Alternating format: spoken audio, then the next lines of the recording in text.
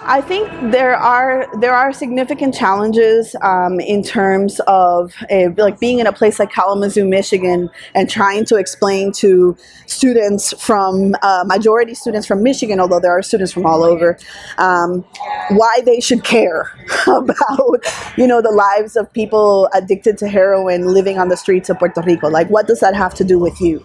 And my argument has always been that it does have to do with all of us, and that we're all implicated in the solution to the social violence that Puerto Ricans are living under, and that people living in the United States or U.S. Americans have a responsibility to educate themselves and to act on behalf of the people that have been under the colonial domination of the United States for almost 120 years now.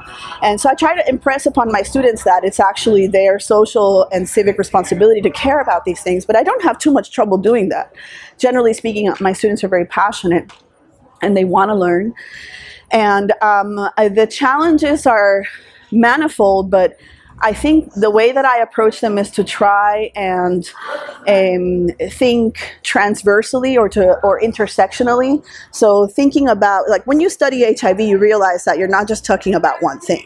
You're talking about many different epidemics. You're talking about an epidemic among women of color, or an epidemic among, like, different locations have different profiles in terms of the HIV epidemic, right?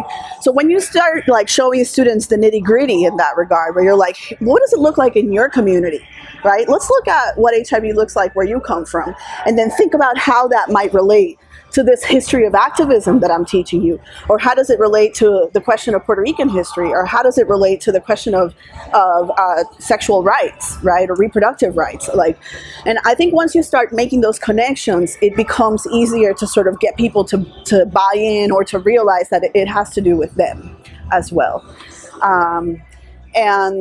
Of course, there's always constant epidemics happening. Like the last time I taught I teach a class called States, Bodies, and Epidemics. And the last time I was teaching that class was during the Ebola outbreak. And so, drawing students in by talking about the similarities between the response, and the similarities and differences between the response to Ebola and the response to HIV in Africa, right? Or thinking about how the response to Ebola and now the response to Zika virus, which is very heavily affecting Puerto Rico, is another of the areas that I'm working on right now, how that has to do with the history of HIV. And even if you look at the science of the medications and the vaccines that are being worked on for Zika, I just read an article about how a lot of the laboratory work that is being used to develop a Zika vaccine comes from the laboratory work that was done to try and find an HIV vaccine. So even at the level of the laboratory science, these things are intimately connected. And then I think my students are the thing that my students have to be most inspired by is the history of activism, is the history of struggle and the social movement that was so strong in the 80s and 90s, and that is still alive. It was that movement that produced this conference. Although this conference is pretty far from, I think, those ACT UP meetings in the 80s and 90s. But nonetheless, this is part of our history. And so I find that the students are really moved by that, and they're really energized by the idea that your health is something that you can actually have an activism around, and that you can confront the state, or that you can confront the medical industry and produce transformative change.